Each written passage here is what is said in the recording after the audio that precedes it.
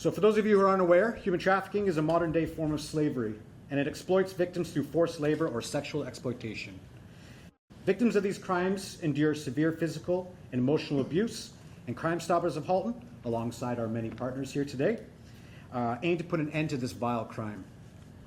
In collaboration with 4 other Crime Stopper programs, regional, provincial, and federal law enforcement agencies, and community partners, we are here to put a spotlight on human trafficking.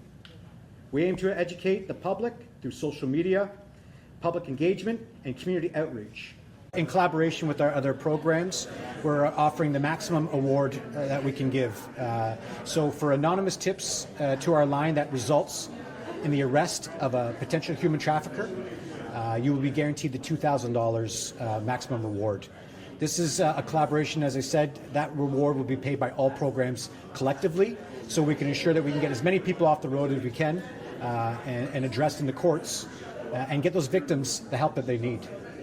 As we mentioned earlier in our opening here, human trafficking is obviously about transportation, and it goes out of region. Halton is obviously comprised of a few different municipalities, but unfortunately our traffickers are taking them out of region, and to address that, we've now partnered with 4 other Crime Stoppers programs. As we mentioned earlier, that's Niagara Region, Durham Region, Waterloo, Guelph, and Halton ourselves.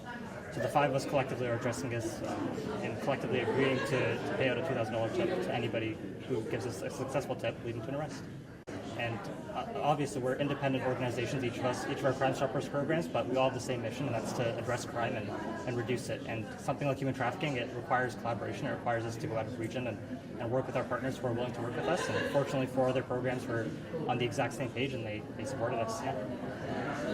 Were you able to speak to how often people call in with tips on human trafficking, and then potentially how many times that leads to an arrest? I unfortunately can't share too much about how many tips we've got that have led to an arrest specific to our region. What I can say though is we get hundreds of tips every single month, and as you mentioned in our opening, is we've already seen some success. I can't disclose where or who submitted the tip obviously, but we've already got a couple of arrests based off the tips in the province, and we feel that that's because of our campaign starting off and us reaching out with partners and doing some education preliminary to the actual launch today.